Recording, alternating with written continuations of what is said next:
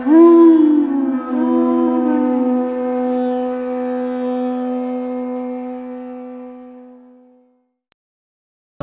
Namo Bhagavate Vasudevaya. Om Namo Bhagavate Vasudevaya.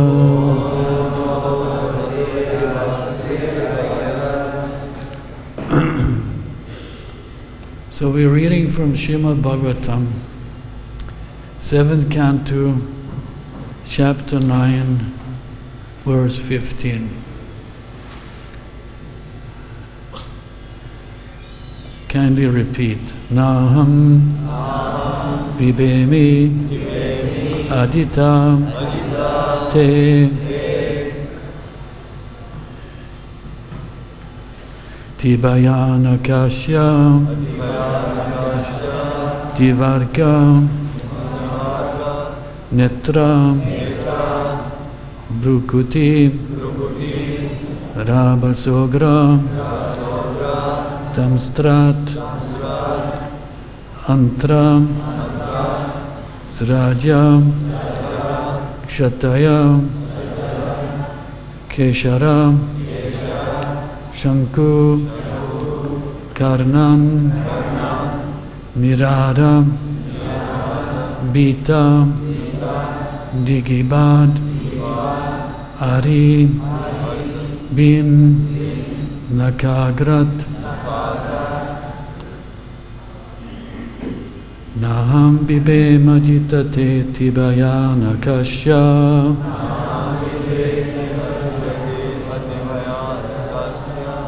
Naham bibe majitate tibayana kasya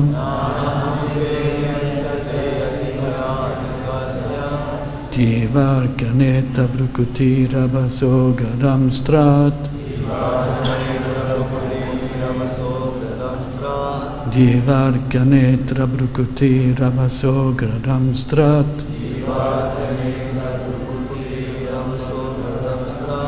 Antras raja kshataya keshara sanku karnam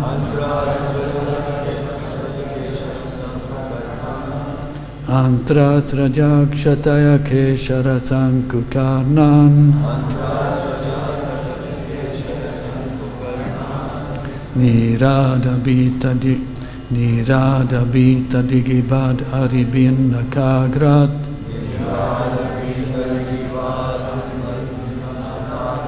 Nirada bita digibad aribin nakagrat Naham bibe majitate tibayana kasya Jivarkaneta brukuti rabaso gadam strat Antra sraja kshataya keshara sanku karnam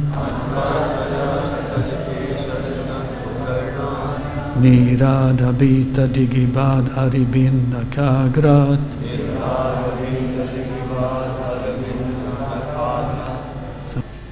Na, not. Aham, I. Bibemi, am afraid. Adita, O Supreme Victorious Person, who are never conquered by anyone. Te, your, Ati, very much, Bhayanaka, fearful, Asya, mouth, Jiva, tongue, Arkanetra, eyes shining like the sun, Brukuti, frowning brows, Rabasa, strong, Ugradamstrat, ferocious teeth, Antasrajaha, garlanded by intestines. Kshataya, bloody. Keshara, manes. Sankukarnat, wedge-like ears. Nirada, by a roaring sound caused by you. Bita, frightened. Digibat, from which even the great elephants. Aribit, piercing the enemy. Naka agrat, the tips of whose nails.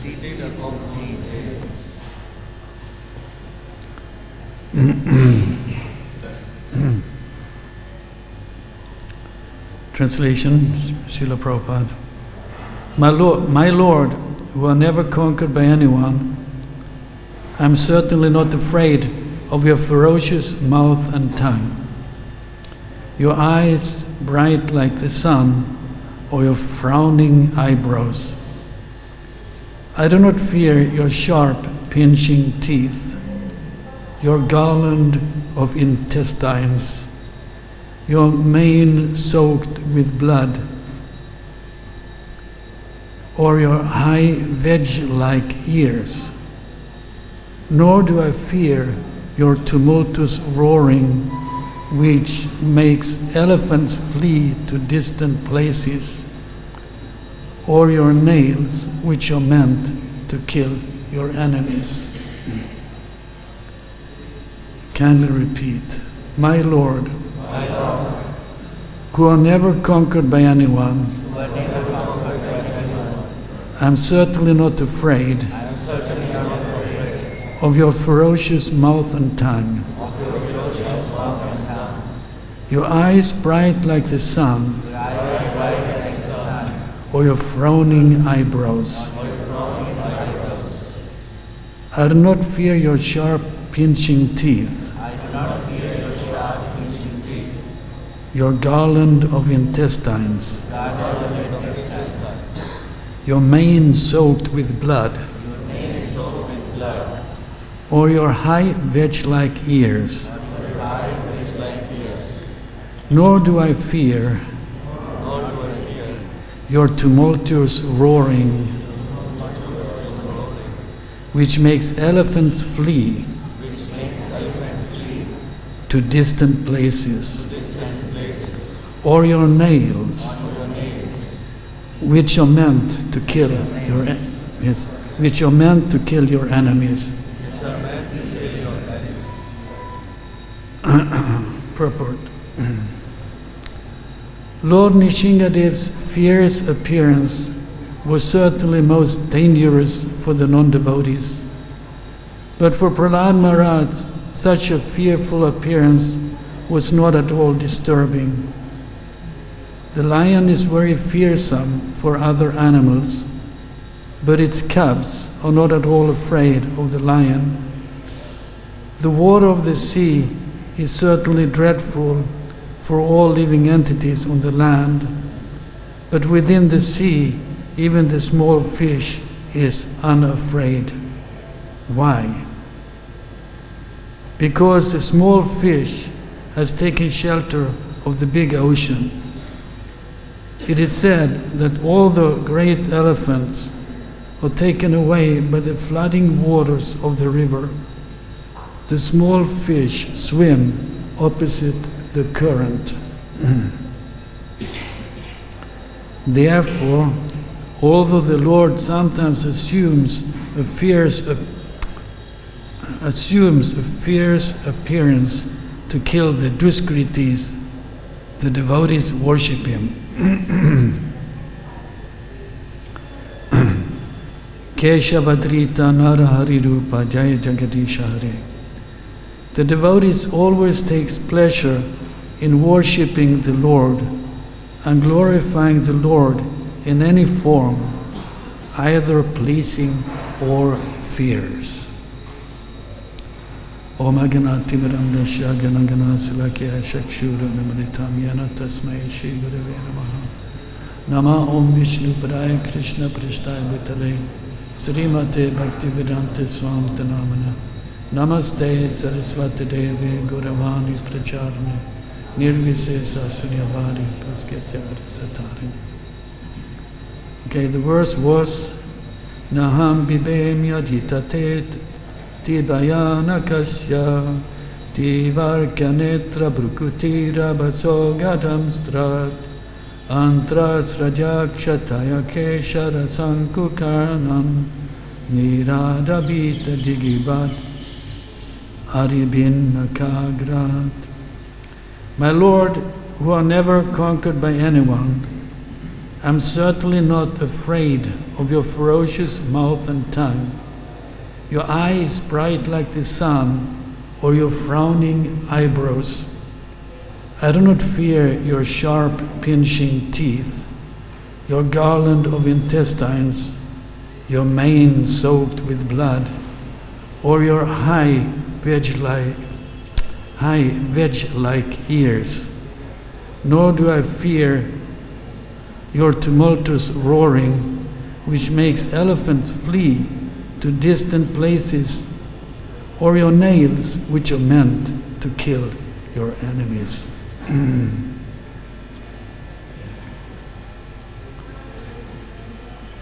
So, Prahlad Maharaj says that he doesn't fear these things.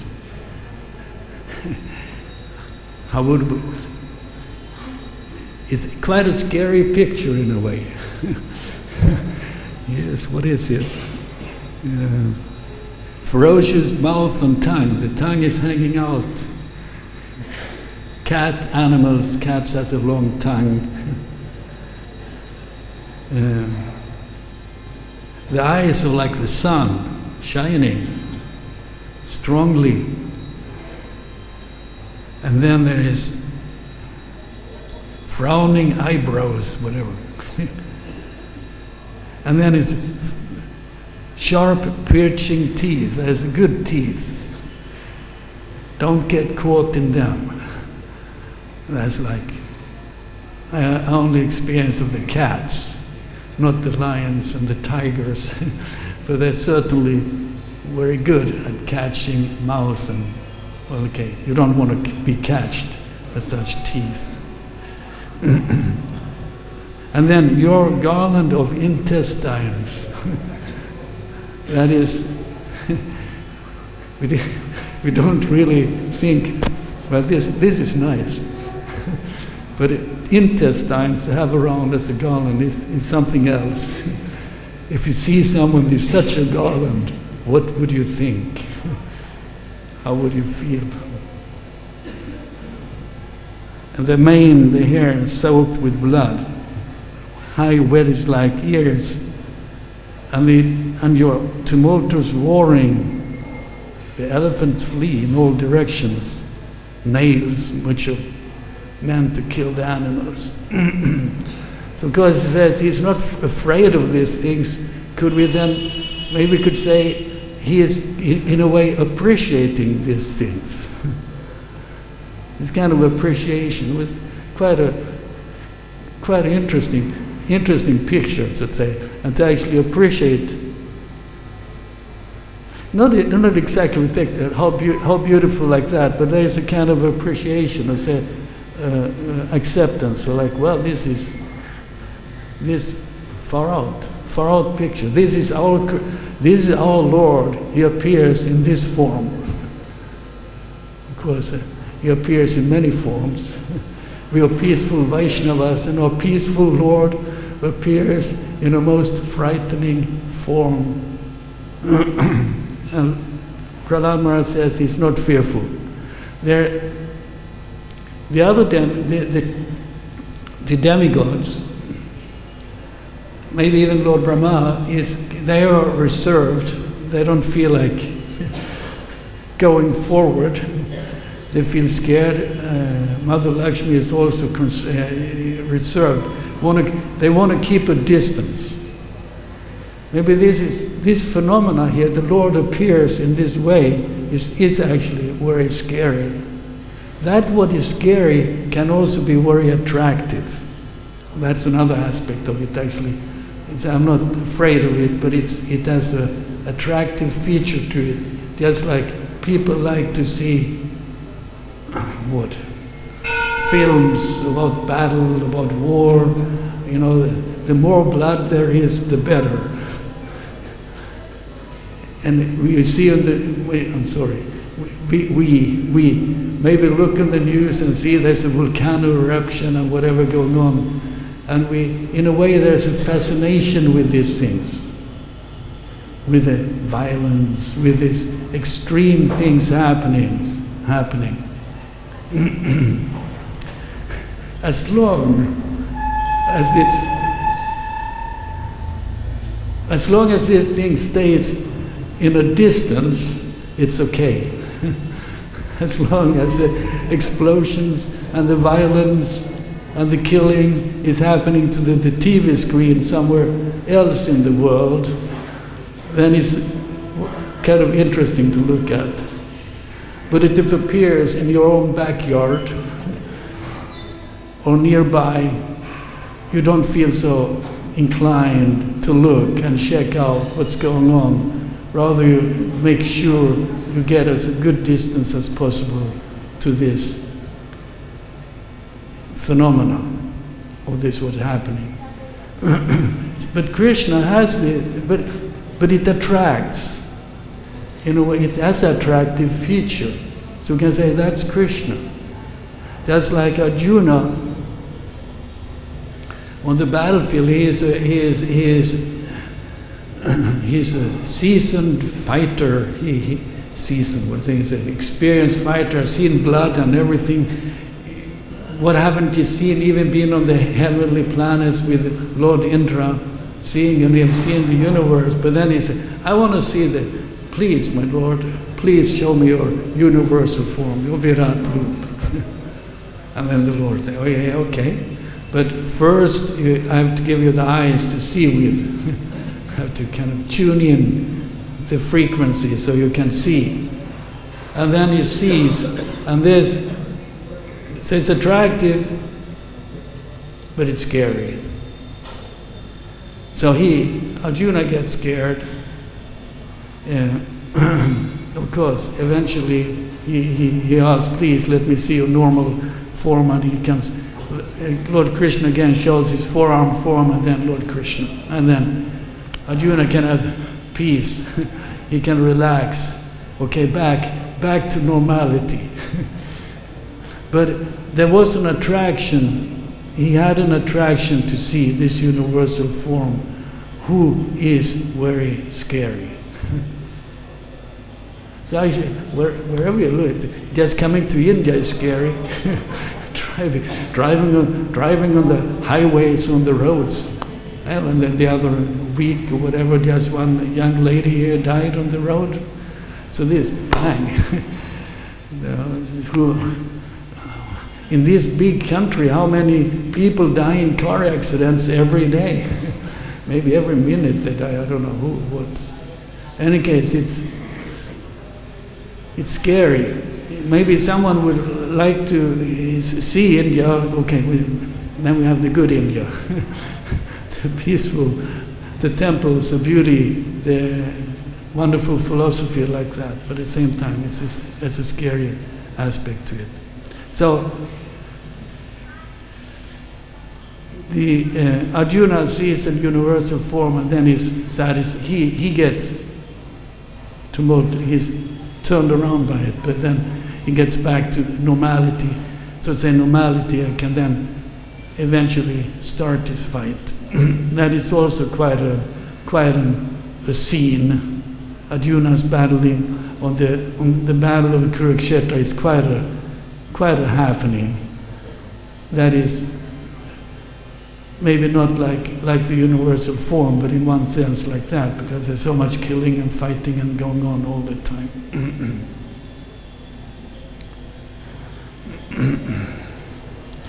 Okay, so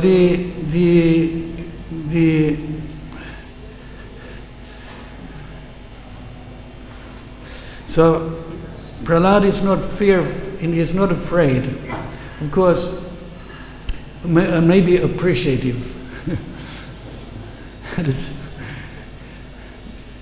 But then, okay, he's not afraid, and he wasn't afraid of his father either. So that's the interesting, he was fearless. Okay, we can say he is fearless here. There is Nishingadev who's kind, who's actually, want his well and everything, so he can say, I'm not afraid. But he wasn't afraid of his father either. That's quite interesting, because the father, well, who knows how he looked like as a Asura, as a demon. Maybe also had wedge-like ears and fangs or something. Sometimes, where he could most probably change shape also.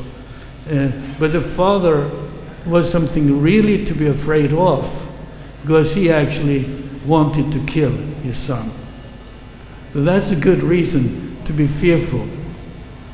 But Prahlad Maharaj was not fearful, because he was convinced of the protection of the Lord. He had such an incredible faith and surrender, and we can say realization of the Lord's presence everywhere, that he had no fear of his father. The demigods, they were afraid of Hiranyakashipu. Of course, Hiranyakashipu didn't kill any one of them, as far as I heard. Maybe Lord Brahma and Lord Shiva was kind of safe in their corners, but otherwise the demigods, they were afraid, they were threatened, they were intimidated by Hiranyakashipu. Hiranyakashipu could have killed them. So they were afraid of Hiranyakashipu. They were afraid of Hiranyakashipu, but in a way we can say they were also afraid of Nishing. When the Lord appeared in this fearful form, they were kind of afraid. They were scared. They were not, we can say, they were at least not fully at ease with the appearance of the Lord. It was not like, oh, how nice. And also here the Lord he's roaring. The elephants are fleeing. Well, in the beginning there of the story, when Nishingadev comes, as far as I remember reading, there is this discussion, and then where is your Lord? Well, he is everywhere, okay. He's in the pillar, yes, he's everywhere, okay. Then he concludes, so I found him, he's in the pillar, and he hits the pillar. And then first sequence is that nothing really happens, but then there is this tumultuous sound that actually scares Hiranyakashipu. That's interesting. Prahlad Maharaj, he in one sense, from a material point of view, has no power, but he's totally fearless. Whereas Hiranyakashipu, who has all power, is actually full of fear. So just because you have power, or you have material facilities, you may have an army around you, it's still you're not, for your protection, but still you're not really peaceful. How should we say? You're not confident of the protection. Well, what if one of them is going to betray me? How was it? Well, I have these lifeguards, but what if one of them, whatever, there's some plot or something? So Hiranyakashipu was not happy. He was not fearless. There was fear in him. Of course, he thought he was safe, but there was an element of fear, of anxiety. Well, specifically his son was a cause of anxiety, because he could not control his son. He couldn't control his mind. He couldn't control his behavior. That's maybe the demons. They want to control everything to fit their way. Like the modern society, or at least a socialist society, most probably any dictatorship society. There becomes this paranoia from the leaders that the people is going to turn to them and they want to control the thoughts and actions and everything. And maybe that's going on in our modern so-called free society also. They don't, at some level, they don't like some things. So then there's, the internet, why is there censorship on the internet? There's some kind of a thing going on in the background. Well, there's some fear. Okay, so Prahlad Maharaj, he didn't fear his father, and he doesn't fear Nrsingadev. But of course, in one sense, his father, he doesn't hate his father. He wishes, later Nrsingadev asks, please, what do you want? And then actually he don't want. He wants the well of his father, the benefit of his father. So that's a devotee. Even your enemy, of course it's your father, but maybe still you have some attachment, but he even though he's behaving in such a terrible way, still the devotee wants to protect or do something that's good. Protect the father of the person from his ignorance. Protect, wish him well. So that we can say Prahlad Maharaj was a well-wisher of his father, and he was feeling seems totally at ease with Nrsingadev, with the Supreme Personality of Godhead, when he appeared in his form as Nrsingadev. That is scary, this scary form. In one sense, it looks like the more things we have, the more fearful we will be. The bigger house, the bigger wall. And unfortunately, when we have a big temple, we have to have security also. A small temple, we don't. It's not a big thing, but the amassment, the collection of funds and resources and like that, it attracts the mafia or the gangsters. How can we take it? So that way, it becomes an anxiety, to keep things safe and protect. Of course, then we can have another kind of anxiety. Prabhupada had the anxiety of protecting the anxiety to see the movement of Srila Prabhupada go on. The anxiety or concern that this movement, that this will be going on. So there is an anxiety, maybe a fear or anxiety, out of loving concern. And then we can take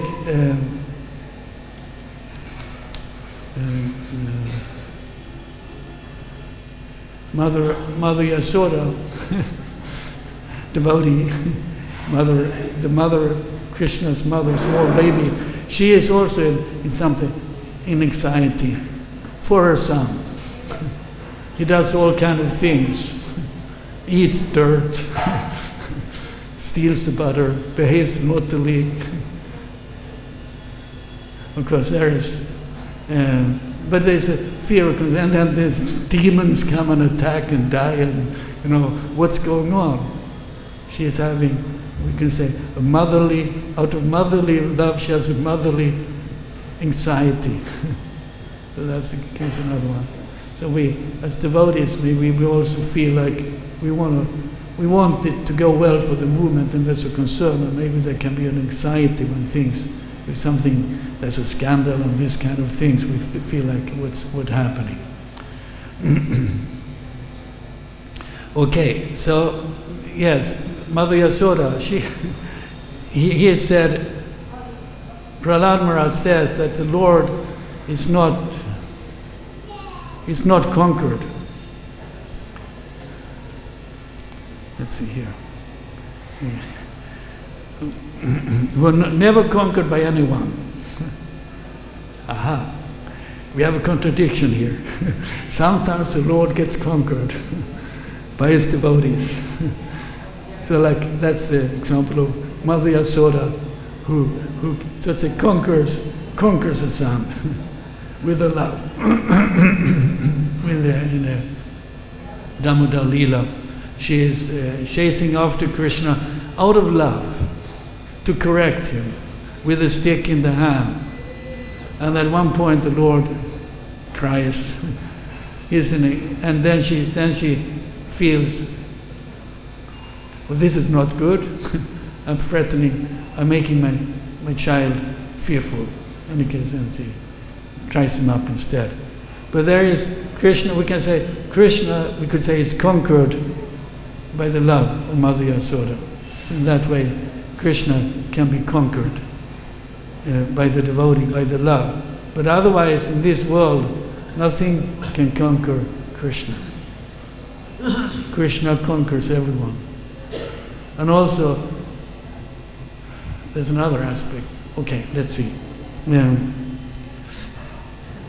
This being Krishna not being conquered. Then in the Bhagavatam is this beautiful verse. Well, they're all beautiful. One verse that I kind of hang on to. When Lord Chaitanya Mahaprabhu asked Ramananda Roy to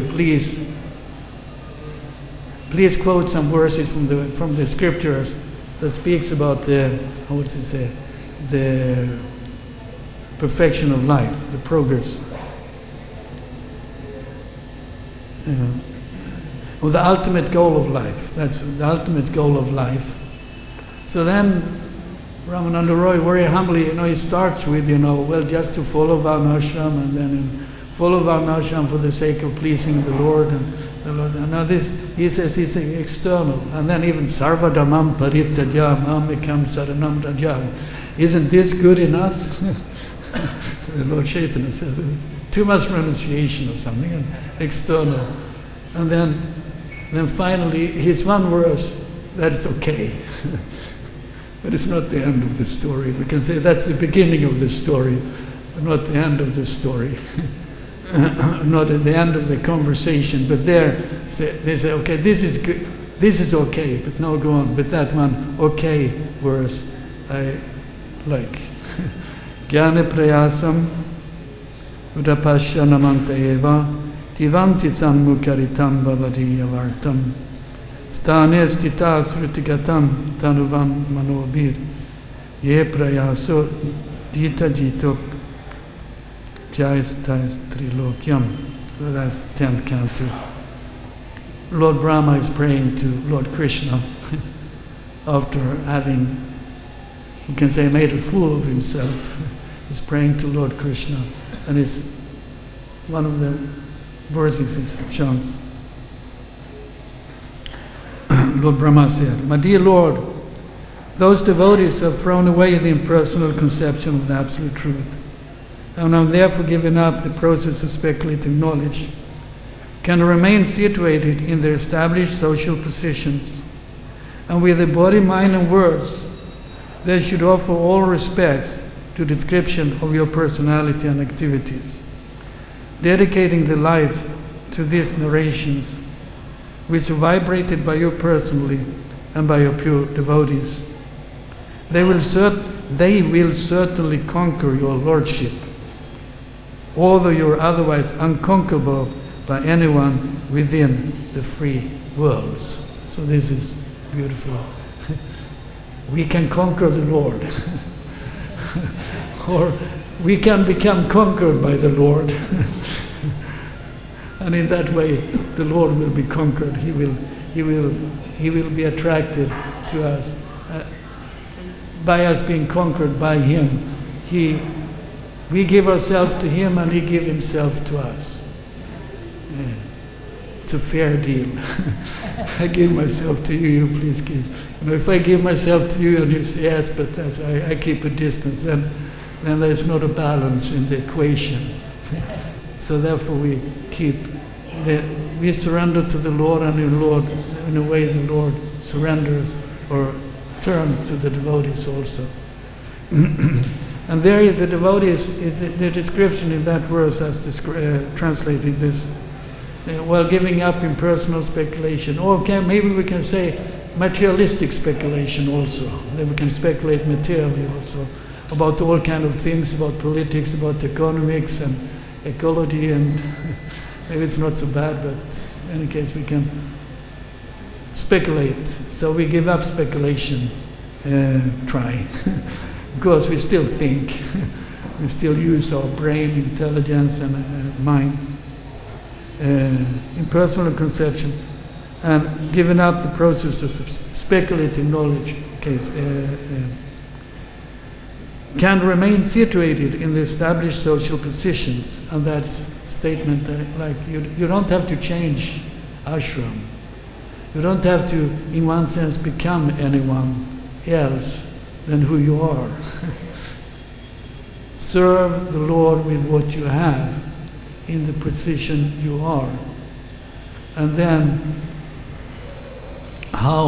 where you don't have to take sannyas. You don't have to get married either.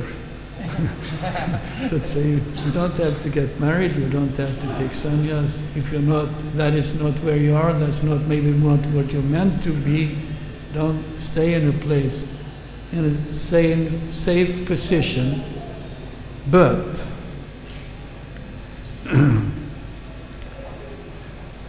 with the body, mind and words, they should offer all respects to the descriptions of your personality and activities. And that is it, with body, mind and words, dedicating it to the narrations of the Lord. Well, that's sannyas. You're meant to dedicate body, mind and words to the service of the Lord, to hear about the Lord and speak about the Lord, serve the Lord. So that's sannyas. The sannyas, the importance is not, the essential is not the dress. The essential is the inner attitude. If they have the inner attitude of dedication to the Lord, the service of the Lord, then that's good. You don't, in one sense, need to take sannyas externally. Even if you are sannyas, but you don't have that attitude, then it's not complete, so to say. So stay where you are, but dedicate body, minds, and words to the narrations of the Lord. And it said here, they should offer all respects to the descriptions of your personality and activities, dedicating the life to these narrations, which are vibrated by you personally and by your pure devotees. And they will certainly conquer your lordship.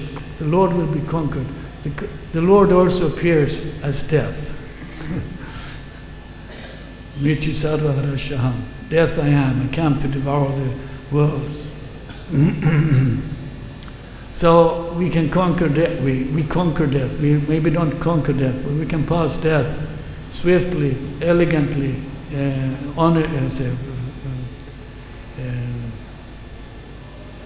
a nice way, in a good way, being dedicated to the narrations of the Lord. Just like Dhruva Maharaj, at the end of his life, he was dedicated to the Lord. He was serving as a king for 36,000 years, and finally the Vimana came, and with the messengers from the spiritual world, and came, it's time to go. And then he circumambulates the Vimana, and then death comes and pays his obeisances, and then he steps on death and enters the Vimana and flies off. Of course, he is concerned. That's the heart of the devotee. He's concerned about his mother, and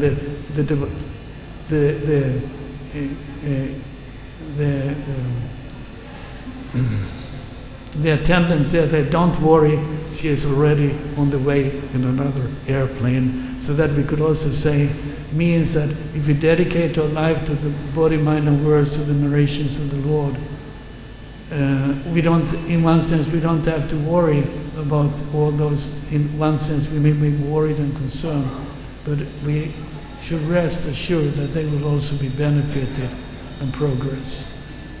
Of course, we may do things to help them, but ultimately we may help everyone, but we have to make sure we ourselves also in a safe boat, so to say, to cross. How do that we take shelter of the lotus feet of the Lord like a boat by which we can cross over the ocean of material existence. And as we take shelter of these lotus feet, that ocean becomes like the water in the hoof print of the calf, and we easily enter into the spiritual world without any problem.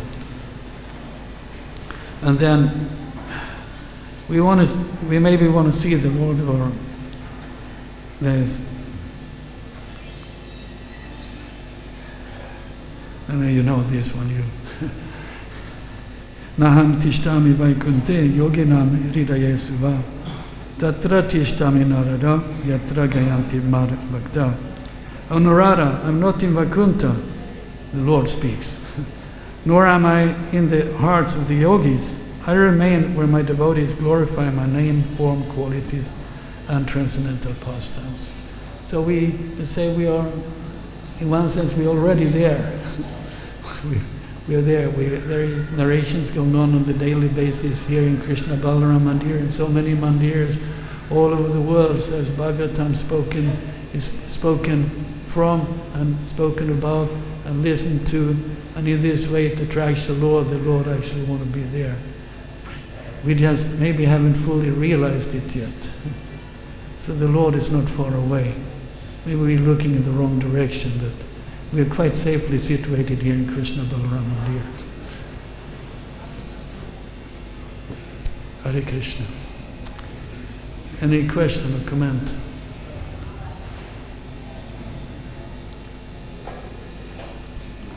Yes.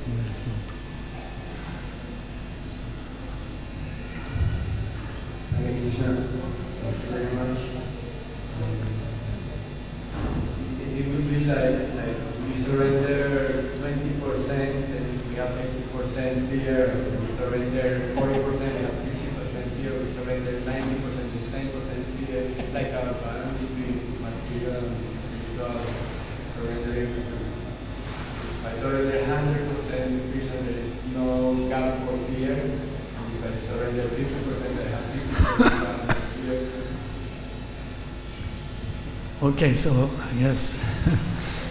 Well, to the degree we are surrendered to the Lord, the less we have to worry about things. But I must say, it's scary. I can walk. Well, a well-situated ISKCON sannyasi, there's nice facilities, given prasadam and like that. And then you can walk around Govardhan Hill and or other places also see the Babaji sitting on the. I don't know what they're doing. I mean, but in any case, I think, well, how would it be to live that life? Because that's not maybe what we're meant to do. Okay, so in any case, we have to learn it's a lifetime of cultivation of Krishna consciousness. So of course, giving 100%, Dhruva Maharaj gave 100% for 6 months, and then we maybe give 100%, or we give some percent, we give some, at least for the rest of our life. And that also, in a way, many drops. There's something like a stone becomes eroded by a drop dripping, not because of the strength of the drop, but because we're continuously dripping. So that way also, if we continuously, or whatever, regularly, as a Nasta Presha Bhatasha Nityam Bhagavata Sevaya, there's but regularly hearing the Bhagavatam. Because Nityam, it says, we can translate it as eternally also, always, but always, on a regular basis, we hear. We're doing quite fine. Because you can always do better. We can always do better. Okay. Hare Krishna.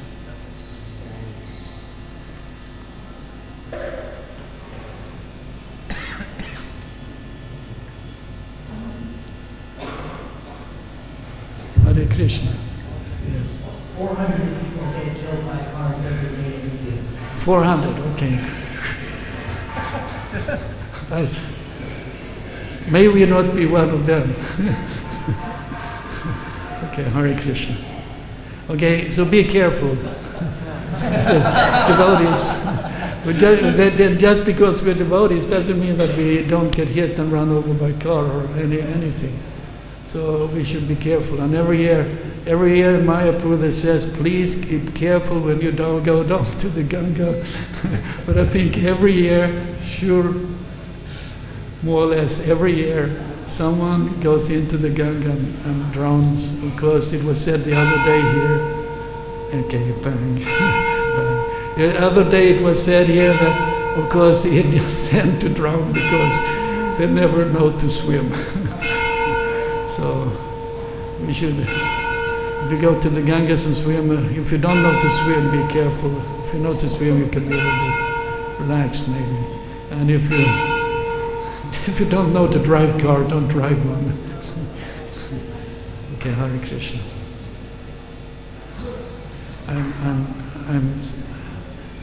Thank you for your listening, and thank you for inviting me to speak. And to be here and hear the lectures. There's so many, I don't know if it's all the areas the same, but there's so many nice speakers speaking and realized and learned, so that is a pleasure for the soul. Thank you. Srila Prabhupada ki jai, Srimad Bhagavatam ki jai.